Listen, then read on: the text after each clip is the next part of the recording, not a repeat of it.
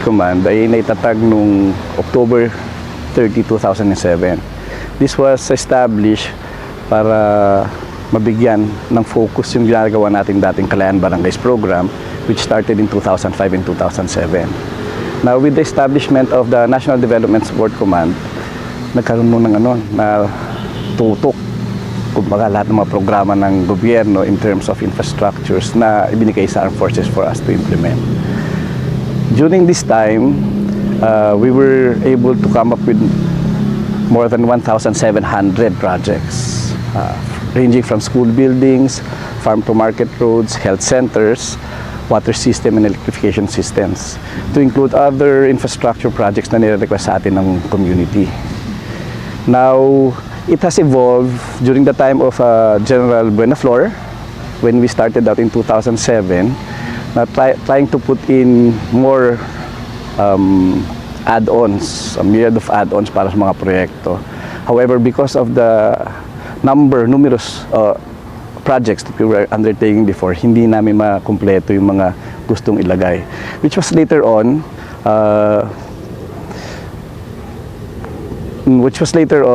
continued by Lieutenant General Ochoa. Okay. Now, under the direction of General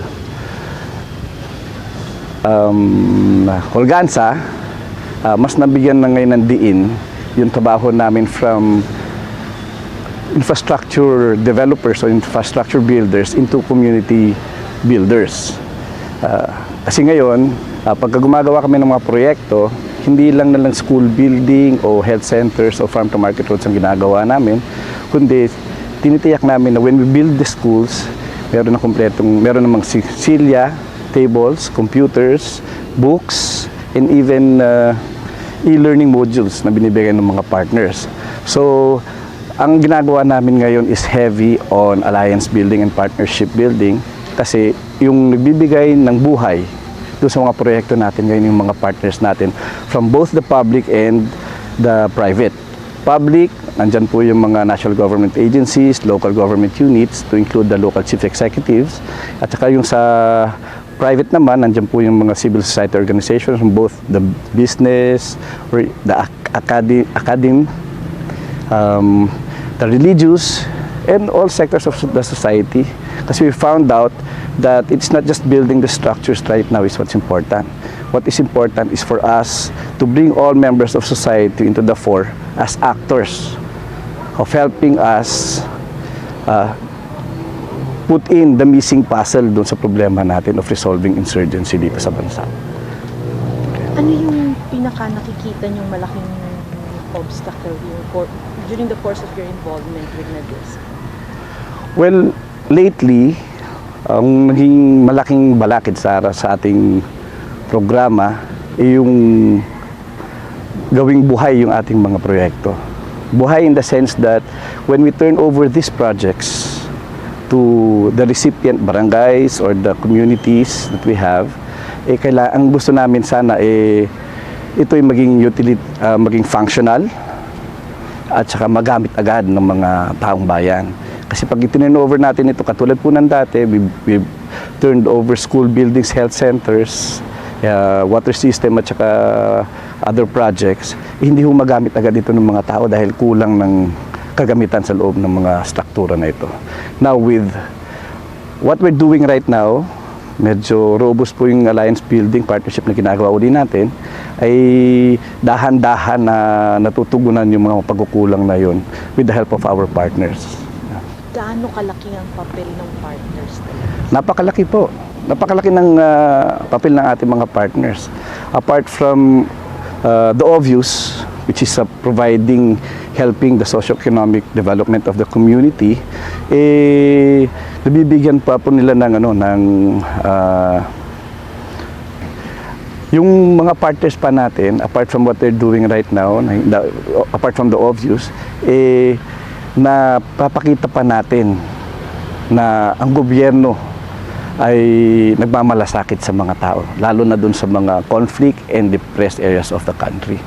So ito dati hindi nararamdaman ng mga taong bayan, mga kababayan natin, pero ngayon with a whole of nation approach na tinatawag po natin at everybody giving in a little of what they have, nararamdaman ng mga tao na may pahalaga.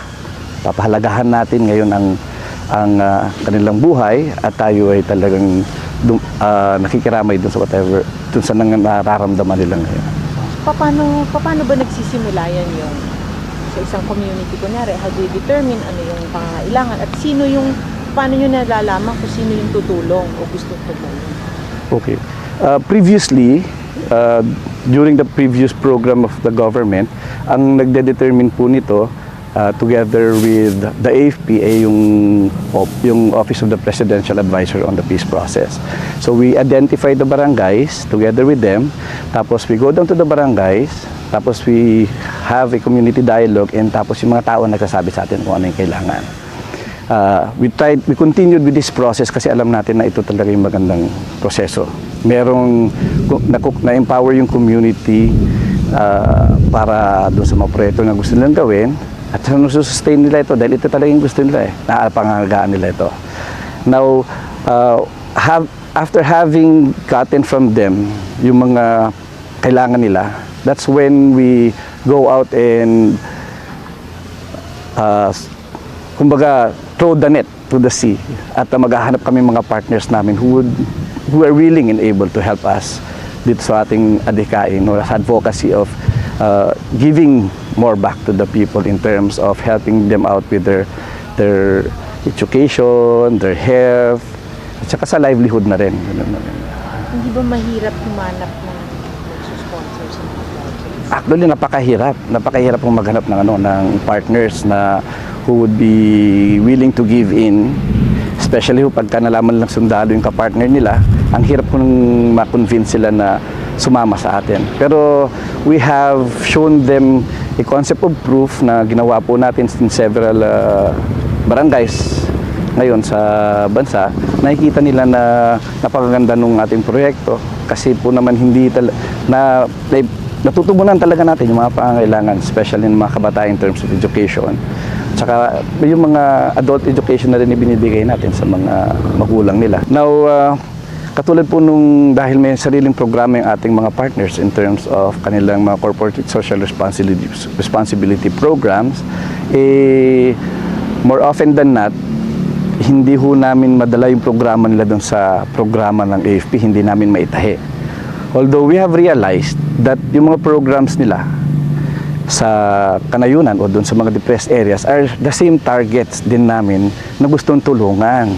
So, realizing this fact, we were more than willing to help them out na rin. Kasi yun na rin din ang gusto namin. Yung apart from our priority areas, yung non-priority areas namin kung saan makakatulong din para masumpo natin ang insurgency sa bansa, doon na rin kami tumutulong para maayos yung problema nila doon sa area.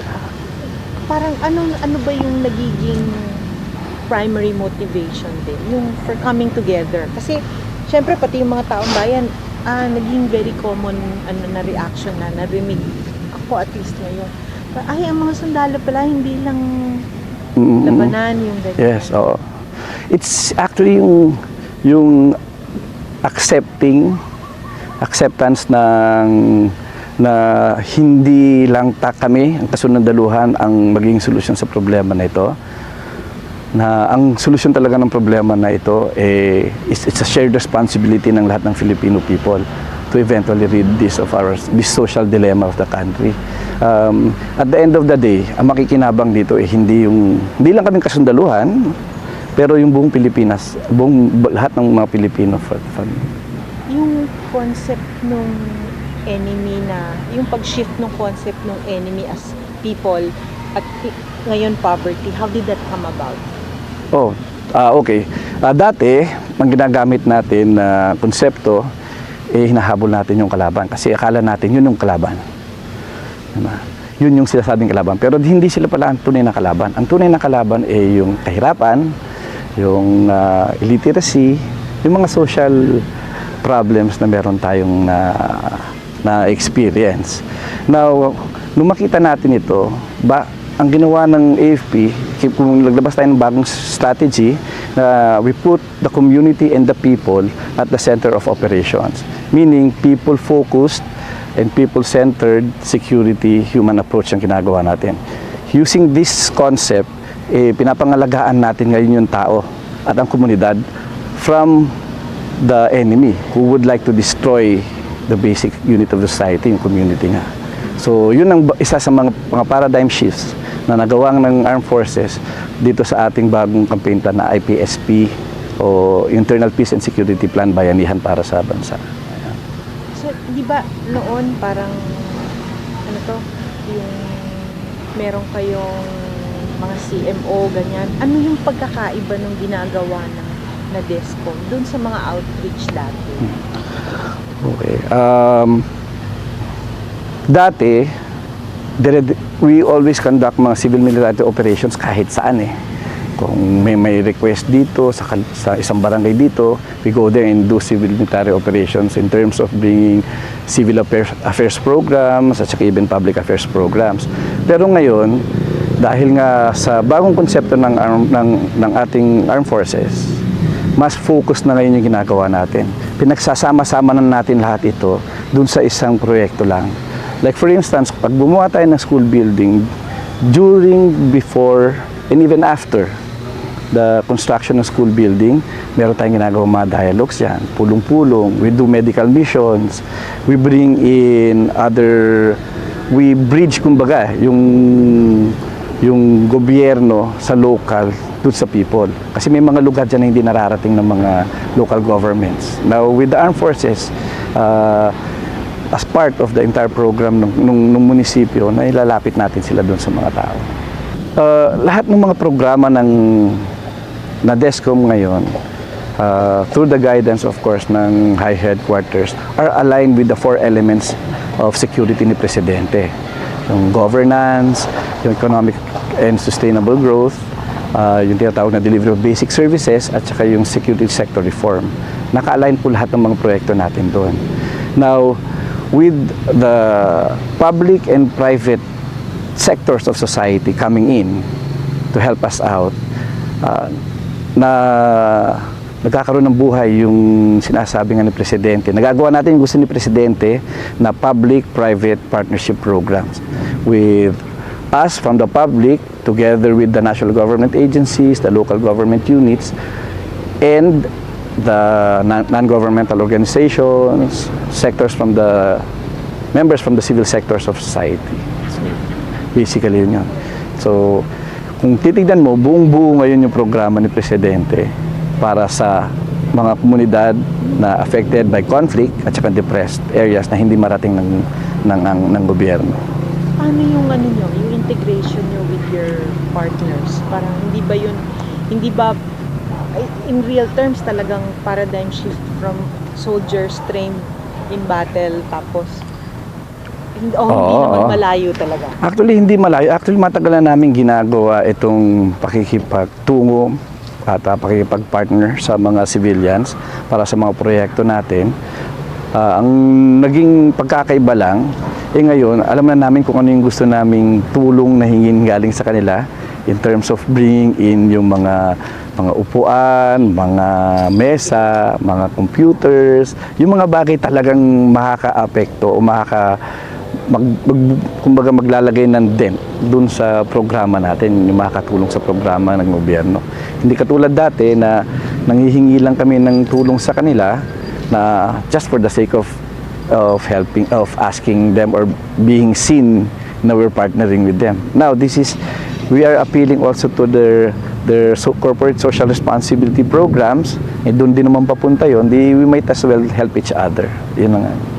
So far, kamusta yung response ng We are very fortunate now, after several months of really trying to win over yung mga civil society organizations and members from the other co-workers from the public sector to help us out dito sa programa.